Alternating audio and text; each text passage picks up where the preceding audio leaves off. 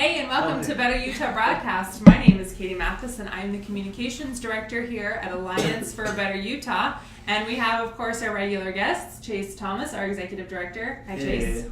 Hi. Lauren Simpson, our Policy Director. Hi, Lauren. Hi, Katie. Thanks for being here, guys. We're all in the same office, but, whatever.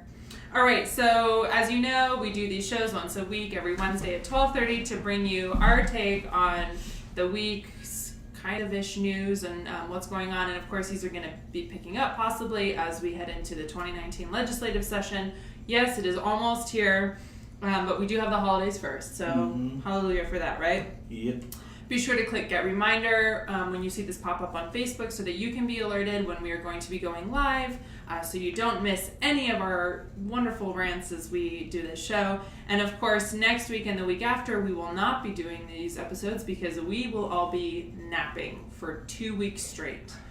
But then we will start again in the beginning of January, and we will be prepping you guys for everything to come for the legislative session, right? Yeah. So, first of all, I want to start by saying happy anniversary, happy 5-year anniversary to all of the wonderful couples who, I think it was exactly this day 5 years ago. Tomorrow, 5 years ago, found out that gay marriage became legal in Utah, and they went and got married. I think that's amazing that everybody shares, well, a lot of people share that anniversary. Yeah. 5 years ago, it was the first federal judge in the nation to strike down a marriage constitutional amendment, saying it violated the national constitution, the Equal Protection Clause. So super exciting. Over 1,100 couples got married during the 2-week period when it was legal before the Attorney General's office got their stay because they forgot to do it when they originally got the decision. So, whoops. Yeah. That's a big whoops. Oops, but a good thing. Yeah. A whoops that worked in our favor. Yeah. Great. Tell us your story. I understand you have a story about hearing about when that happened. Yeah, I mean, obviously this is an issue that's important to me. I was in law school at that time, middle of my second year of law school, and we've been watching all of the gay marriage cases go up from the national level, but this was happening here in Utah.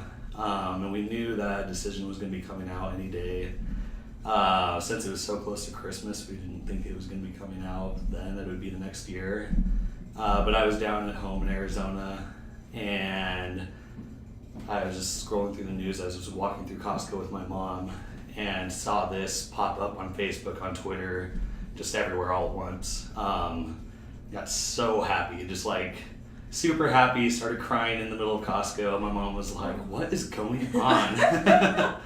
And I mean, we didn't talk about it much just because my parents are still, I don't know, hesitant to talk about me coming out and stuff like that. But yeah, just walking around Costco with my mom, tears running down my eyes, seeing pictures of people who had ran down to the Salt Lake County offices to get their marriage licenses and started marrying them right there as fast as they could because they didn't know if the stay was going to be put in place. So great day for Utah, especially for it to happen first in Utah. It's pretty amazing and very ironic. Yeah, that's great. And it's been great reading the coverage. There was an op-ed that we posted yesterday, I think, and then there was some coverage in the Salt Lake Tribune today about it, and just it seems like it was such a happy day for so many people across the political spectrum. There was this thing about the Boy Scouts bringing pizza to two people who were getting married, and people like from churches rushing there to City Hall to help marry people, and everybody just jumping in, dropping what they're doing, jumping in, and showing this massive support for this community who is just so excited, and seems like it's a beautiful day. I mean, I was crying 5 years ago, and then this morning as I was reading it in the newspaper, Marina Gumberg's op-ed was a tearjerker as well. Just hearing about so many couples who'd been together for so many years, and they were already committed to each other. They'd had commitment ceremonies or not, just because they loved each other and they were acting like they were married. But for them to finally have the opportunity, I couldn't imagine being there. I would have loved being there when it happened. Yeah, definitely. All right, so congratulations, happy day, and especially in times that seem very, rancorous and just up and down, it seems like that's something that we really needed to remember as we're heading into the holidays. Just, just this unabashed show of love. Love for a partner, love for your community, love for someone you may not agree with. It's a beautiful thing. And I think it's quintessential Utah to see that, the best of Utah.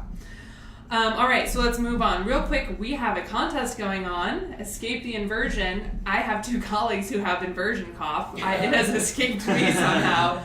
But if you are sick of this air, you're sick of the inversion, we are giving away a 7-night stay in Las Vegas I think it's February 3rd to February 10th. So you can enter to win the 7-night stay at Club de Soleil. 7-night stay at Club de Soleil in Las Vegas. Competition goes through January 16th, so be sure to enter before midnight that night, and you can find it on our Facebook page and our various Instagram and Twitter handles as well. All right, so let's get into the meat of why we're here. What is ranked choice voting? Lauren, can you give us a rundown of what ranked choice voting is, why it matters, and why anybody should care, and yeah. So ranked choice voting, we'll see how this.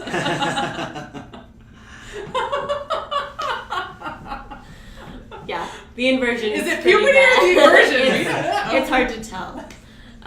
So ranked choice voting, essentially, it eliminates the need for primary elections. Mm-hmm. So you just go into the general election with all of the candidates who want to run from any party, mm-hmm. and you just list your favorites in order. Mm-hmm. And so the final vote is based on certain percentages of the vote. So if I like a candidate who's my neighborhood favorite, but nobody else really likes him that much, he'll probably get bumped off. But then my vote wouldn't go to him, but it would go to my number 2 candidate. And so ranked choice voting supporters say that it results in you don't have as many extremists on the ballot, mm-hmm. because so often in a primary election it's the candidate that wins is the candidate who's loyal to the extreme ideas of whatever party it is. Mm-hmm. But then you go into a general election, so you have 2 super polarizing candidates, whereas under the ranked choice voting system it tends to get more moderate candidates elected, and so it's good for civility, because you're not competing against just one other person from one other party. Mm-hmm. You're competing against everybody, so it focuses things back on the issues, creates a positive campaign. Yeah, creates positive campaigns, because you have to get liked because you're voting, because everybody's voting for you at once. Right.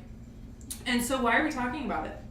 So this past year there was a pilot program established by the Utah legislature that cities can opt into to sort of do a test run to practice ranked choice voting in next year, because 2019 is when municipal elections will happen.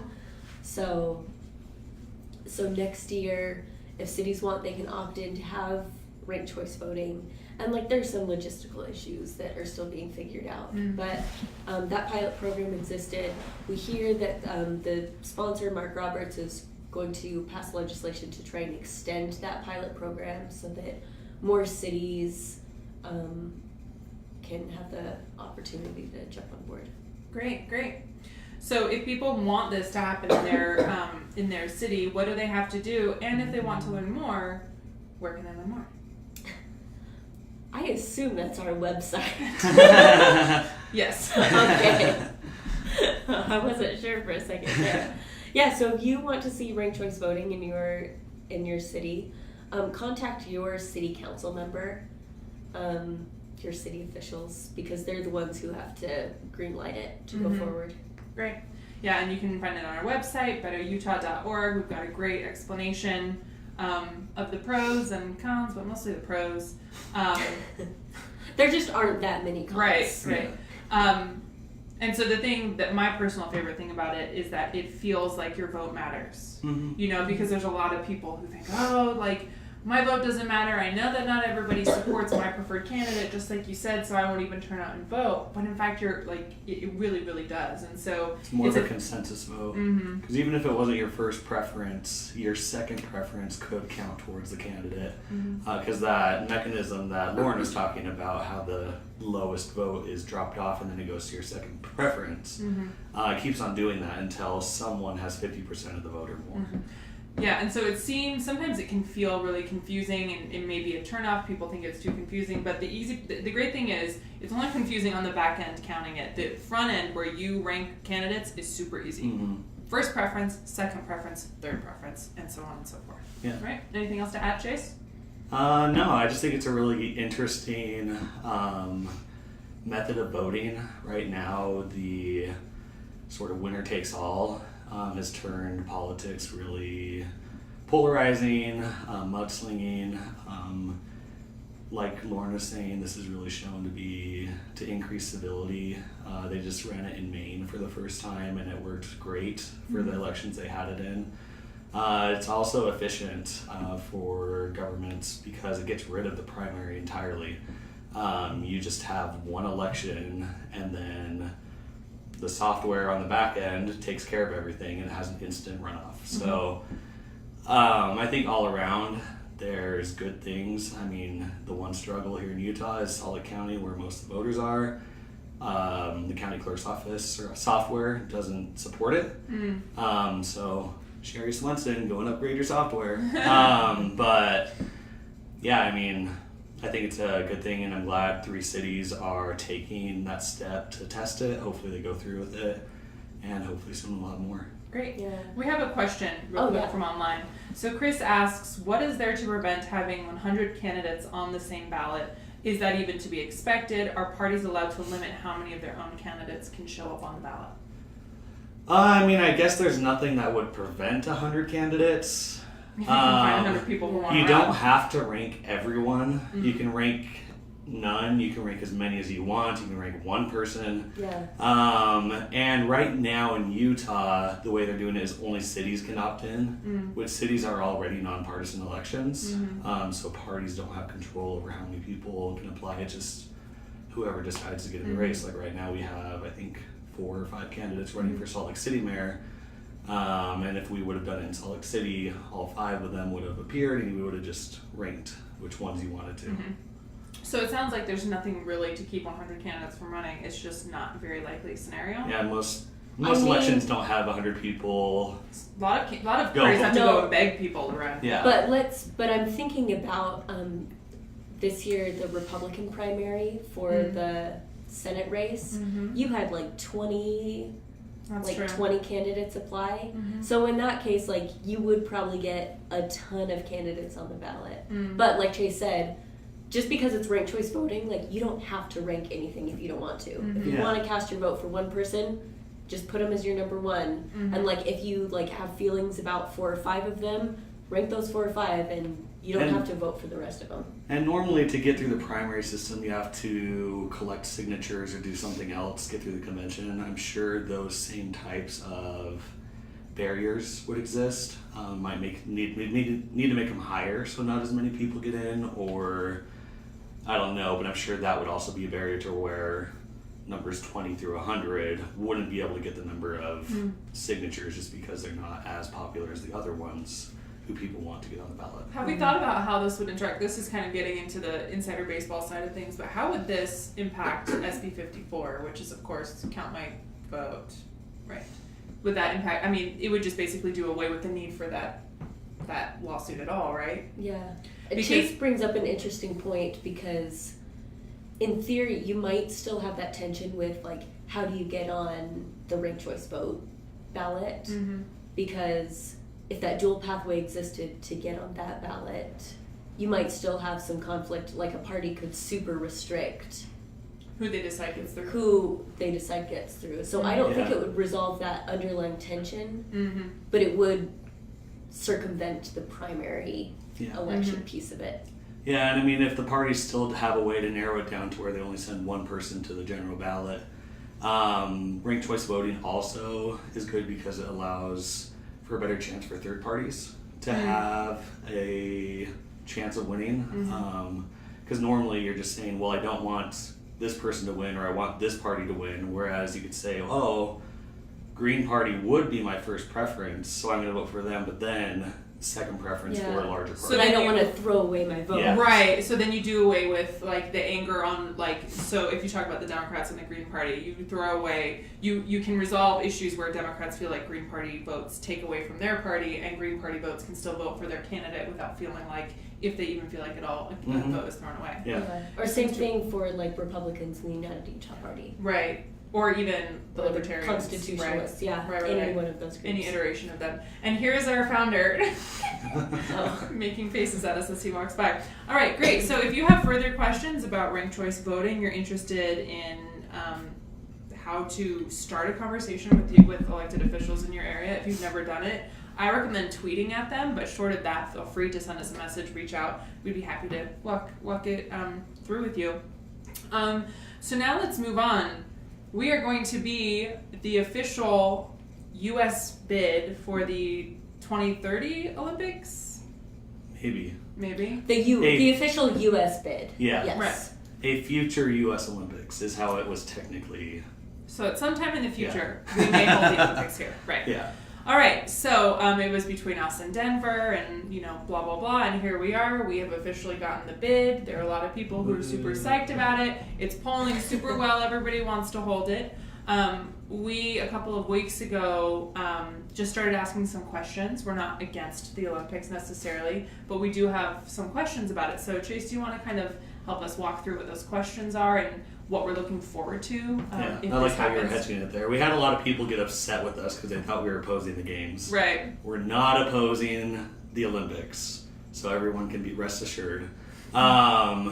We recognize that, if it's now the USOC bid candidate, if it goes through, there's a high likelihood that Utah will be chosen to once again hold the games, just like Beijing was chosen to hold another games pretty soon after they've already had one. We know it's going to happen. We're happy for it. I'd be super excited to go and see some games, but we want to just make sure that they're the best they could be for our community. Sure, it might be the cheapest ones ever held. We might be able to increase sustainable transportation, like Mayor Biskupski was saying. But we want to make sure that we're looking at all aspects. The Olympic Games normally benefit a few large corporations. How can we make it so that it helps minority community, minority business leaders? How can we help make sure that it doesn't impact the homeless community even more than they're already suffering through like homeless sweeps? There's a lot of different things that we just want to make sure that they're considering. And so we're going to be hopefully working with some other groups in our community, coming together as a coalition and trying to address those concerns we have. And that's really exciting. There's a lot of opportunity, I think, presented with the possibility of hosting another Olympics. And so we know, as we've seen many times before, that when there are people, watching and engaging with the process, that's the best guarantee that good things will happen, right? Because we can't just let the ship steer itself, right? Not that it's steering itself, but there's a lot of, particularly as it pertains to the potential for better infrastructure, green infrastructure, stuff like that. I'm really, really looking forward to it. And I'm also hopeful that we can continue, I don't know if there's a potential for programs to use, after the Olympics again, to use these facilities to support our communities, to help, underprivileged children get involved in sports. I'm not quite sure what that would look like. I'm just spitballing here, but it's a lot of excitement.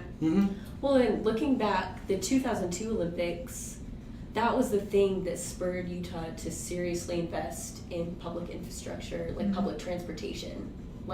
That was the birth of, tracks and the front runner. And so it would be awesome if a future Olympic bid would be the thing that would spur Utah to really get ahead of this exponential growth that we're anticipating. And because now is the time to invest in those public works projects. Right. And it kind of feels like the family is coming over for Christmas, and so you have to clean your house and like update all your furniture and stuff like that. It's like world eyes will be on us. We got to make sure that everything is, you know, spick and span, and make sure that we're doing it in the right way, you know. So buy that good furniture and, you know, do the deep cleaning. Don't like put everything behind your couch, which is not how I clean. But yeah, well, talking about deep cleaning, a Winter Olympics will happen during the peak of the inversion, or I should say the bottom of the inversion. So like now is the time to invest in whatever we need to do to get our air cleaned up. Yeah. Well, I think they did specifically in their bid move it up a month so that it wouldn't be during the worst inversion, and also to make sure that they had enough snow. That's kind of embarrassing, right? Yeah. It was moving it up a month or moving it behind a month, either way. For those two reasons. Wow. Okay. So stay tuned. If you have any questions, feel free to reach out. We'd love to chat with you about that. So now let's go into a fun little segment, highlights and what we're looking forward to in 2019. So first of all, I just want to go through and hear what your favorite things that we did or that happened in our state in 2018 were. Chase, do you have anything favorite? Mia Love. What happened with Mia Love? She lost. I don't know, that was our biggest success, I think, and biggest story of the year. Just the impact we had in that race. More specifically, just holding her accountable for campaign finance violations. Potential campaign finance violations. Well, we believe they were campaign finance violations. So, yeah, that was my favorite, biggest story. What about you, Lauren? I was really, really encouraged by voter turnout.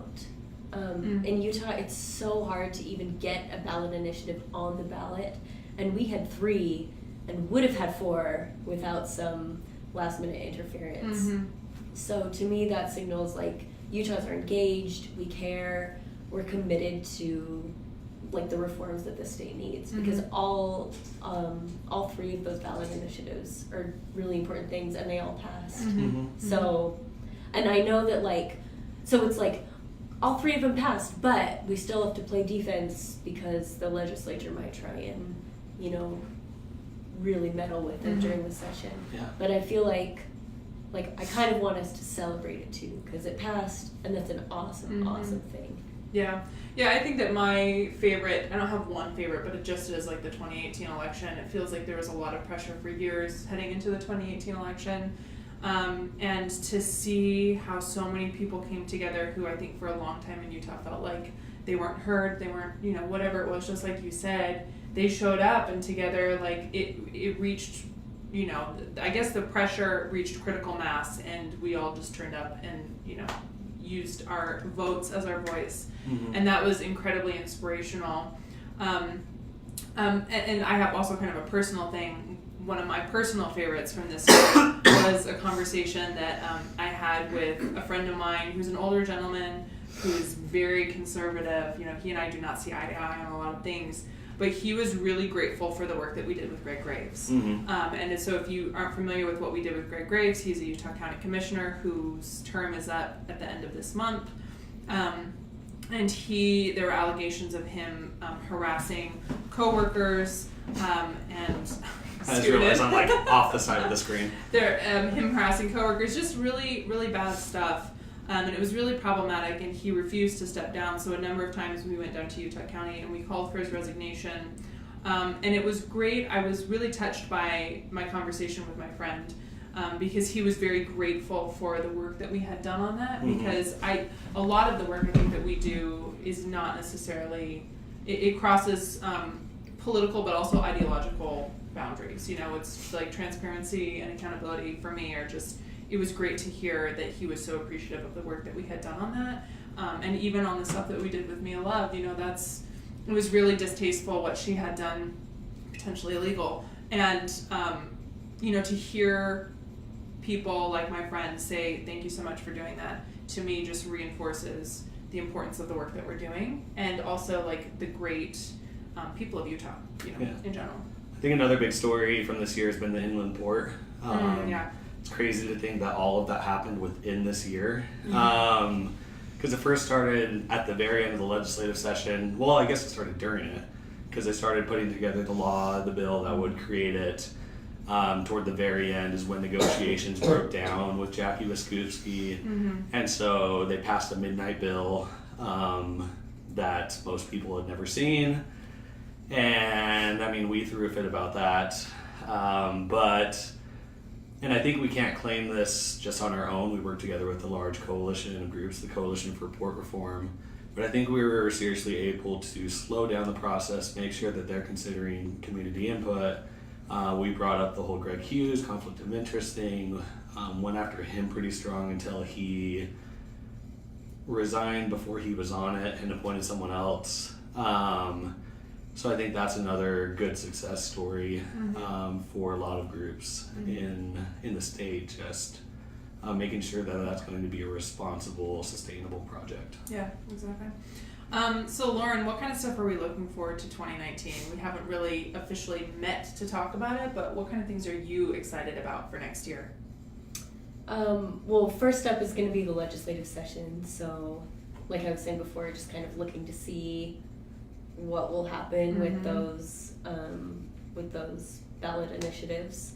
I'm hopeful that the legislature will respect the will of the people and leave those alone, and then we'll be seeing the fruits of that vote. We'll be seeing, I think, Medicaid expansion enrollment opens April 1st. Yeah, it's April sometime. And then, looking ahead, so the census will happen in 2020, and in 2021 we'll have an independent commission that's in charge of making the maps for redistricting that the legislature can then approve. So very exciting. I feel like 2018 was a lot of seed planting, and this year moving forward we're going to be really seeing the fruits of those efforts, which is so exciting. That's very exciting. I'm really excited for Medicaid expansion to happen. I mean, hundreds of thousands of Utahns are going to get health care, which is just wonderful. What about you, Chase? Maybe we'll see some more action in the Mueller investigation. Dun, dun, dun, which we are not involved with. Well, yeah, I know. That's something I'm hopefully looking forward to. Things have been heating up lately, and mainly I'm just like, how is Trump still our president? When, I mean, like, his foundation was shut down, he's been labeled, individual number one multiple times in court documents. So I'm just like on pins and needles waiting for that to happen. But here in Utah, I don't know, the legislative session, we're definitely looking forward to that. We'll have municipal elections coming up next fall. You'll hopefully be seeing more stuff from us, policy-wise, things that we can be doing better in our state over the year. And yeah, I don't know. It'll be just interesting to see what comes up during the session. We never know until it actually happens. I'm really excited to see. My optimistic vision for next year is that I'm really excited to see Utahns embrace the power that they have. Now that we've realized that we can do what we've done, through, of course, some amazing leadership from various organizations, grassroots, and other, nonprofits. And so just to watch them embrace that and get really, really engaged in the process and get engaged with their legislators. I mean, you've seen like this, common knowledge, first-time voters, first-time people engaged, doing this. It feels like an amazingly positive, not revolution, but just like awakening, like awakening throughout the state. And I'm really excited to watch that continue. So let's briefly chat in like 2 minutes about Mike Lee. So Mike Lee has had us like double taking this past week, which is not a surprise, but it always feels like a surprise whenever it happens. Yeah, at the beginning you were saying like this is the season to love people even if you don't really like them. He immediately came to my head. Right? Because we were trash talking him at the beginning of the week, and then next day we're like, oh, thank you. Like, yay, you did something that we've been waiting for so long. So Mike Lee was instrumental in passing criminal justice reform. Yesterday, I think the bill passed the Senate.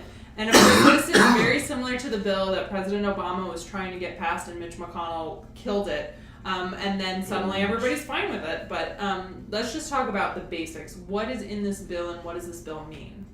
Who wants to take it?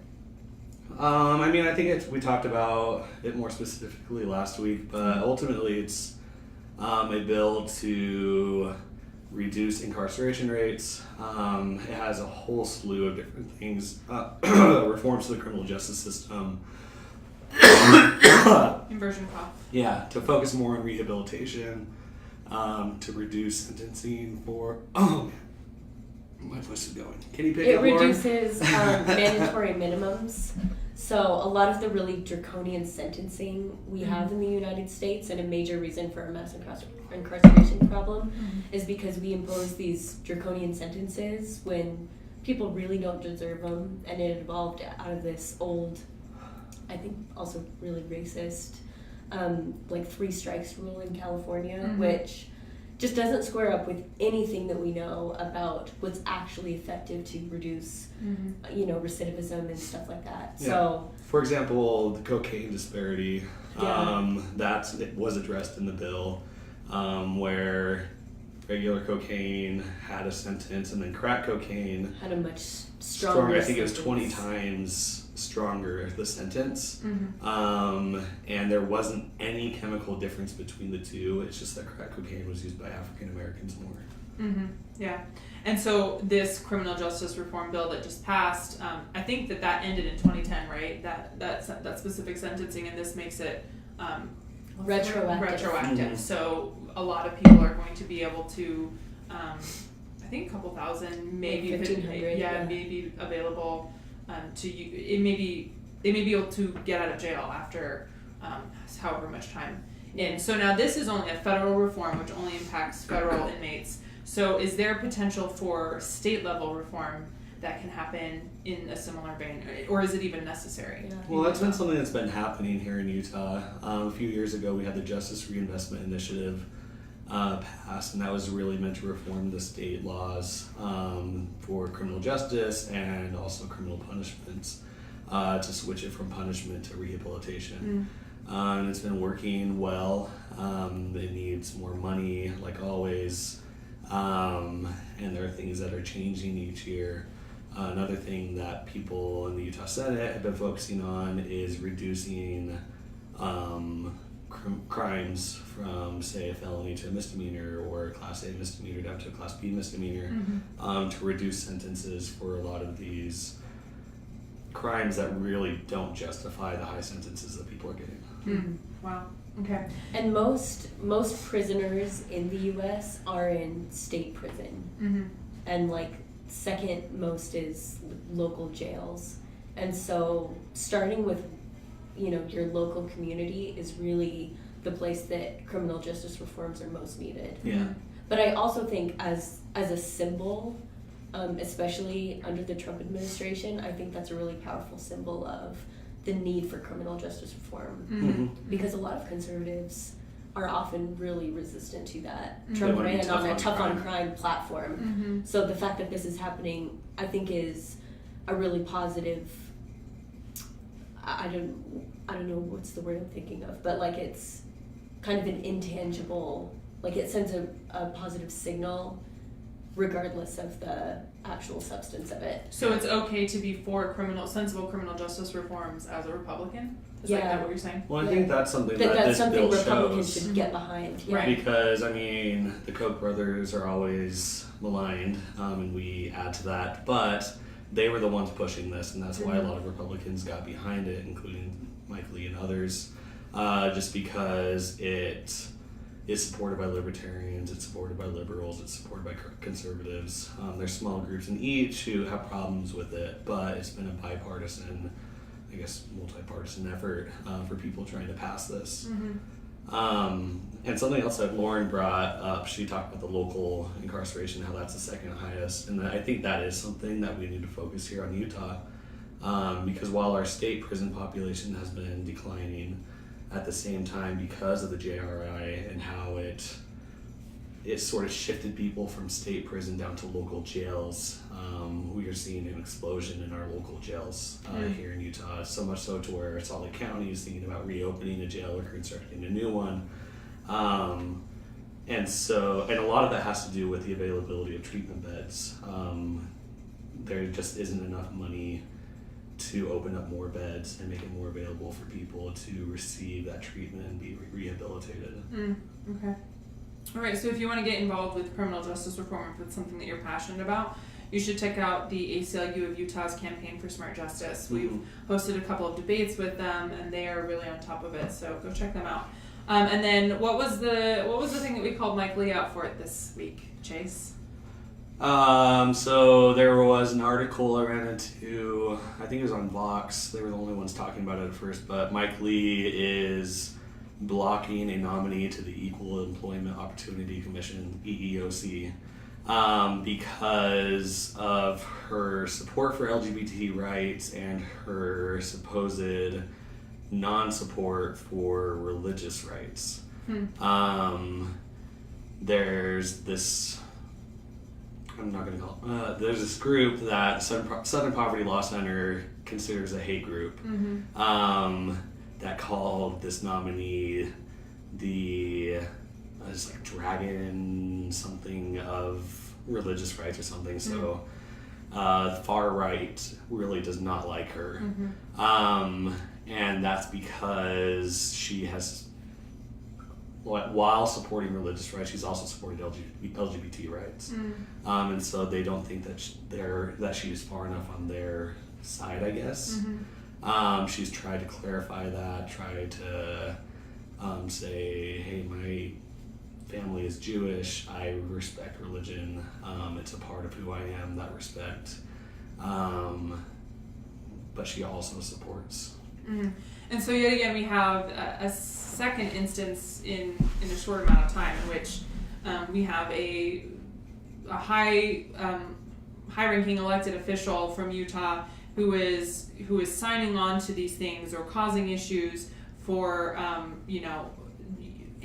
basically they're putting forward anti-LGBTQ beliefs or causing problems, and we had this with Sean Reyes and now we have this with Mike Lee, and I mean, what gives? I mean, Utah, we just we're now at the 5-year anniversary of gay marriage being legal here, and we passed in 2014 the historic compromise. So, what is this about? Are they just out of touch? Well, and I think the thing about the compromise is that was a compromise between religious freedom and LGBT protections, which is the exact thing that Mike Lee is not accepting here. He's saying, no, she needs to be, this nominee or whoever goes onto the EEOC needs to be a stalwart of religious freedom.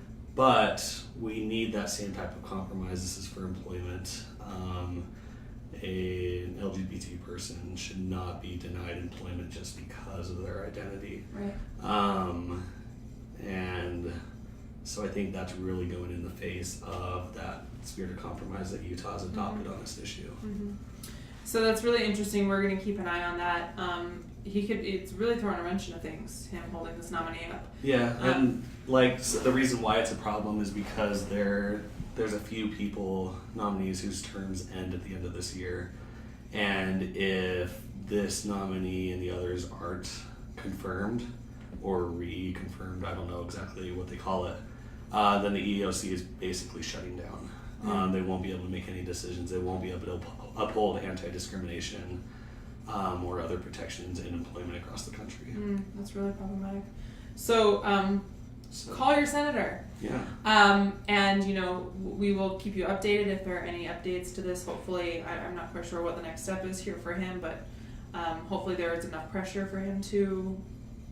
Of course, it's Mike Lee, so he probably won't change his mind. Well, I just saw it spreading in other outlets today, and so hopefully if it picks up more steam, we sent out a press release to our local press. Nobody has been talking about it yet. So hopefully if it builds that pressure, he'll cave, because they leave Friday, I think, for the Christmas break. Mitch McConnell said they might have to come back between Christmas and New Year. For funding stuff, right? Yeah. So I don't know if they'd come back for a nominee confirmation. We'll have to see. Okay. All right. And before we go, we will leave you with the thought that Ryan Zinke has resigned. Woohoo! Ooh. But then we might get Sean Reyes or Rob Bishop to replace him.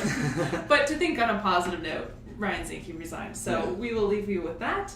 Thank you, friends, for joining us in our last episode of 2018. We look forward to seeing you in 2019. Everyone go and rest. Have a happy holidays. Yep, happy holidays. Bye. Bye. I guess I should go shut it down. And then we'll stand here and do. Oh. Dun, dun, dun. Dun, dun, dun, dun, dun, dun. Dun, dun, dun. I like that you have it.